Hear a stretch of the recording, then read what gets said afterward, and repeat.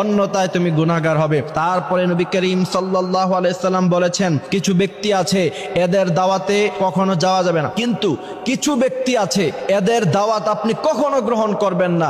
মনে রাখবেন, কিছু কিছু সময় নিজের ব্যক্তিত্ব ধরে রাখা আপনার জন্য অত্যন্ত গুরুত্ব, এবং আপনি যদি মান সম্মান নিয়ে সমাজে বাঁচতে চান, যদি আপনি চান যে আপনার একটা সম্মান থাকুক সমাজের মধ্যে, তাহলে অনেক সময় নিজের ব্যক্তিত্ব ধরে রাখতে হয়। এই প্রথম নাম্বার হচ্ছে যারা খাবার খাওয়ার পরে খোঁটা দেয়। কিছু মানুষ আছে দেখবেন, দাওয়াত দেওয়ার সময় অনেক অনুনয় বিনয় করে আপনাকে দাওয়াত দিবে, তারপরে যখন আপনি তার ঘরে খাবার খাবেন অথবা তার দাওয়াতে অংশগ্রহণ করবেন, পরবর্তীতে আপনাকে খোঁটা দিবে। কিছু বন্ধু বান্ধব এমন আছে, খাবারের সময় খাওয়ায় কিন্তু পরবর্তীতে অনেক খোঁটা দেয়, যা আমি তো তোর আজীবন খাওয়াই আসছি। এই সমস্ত যারা খোঁটা দেয়, নবী করিম সাল্লাল্লাহু আলাইহি সাল্লাম সবচাইতে বেশি তাদেরকে অপছন্দ করেছেন। সুতরাং খাবার খাওয়ানোর পরে খোঁটা যারা দেয়, তাদের দাওয়াতে কখনো অংশগ্রহণ করবেন না। এরা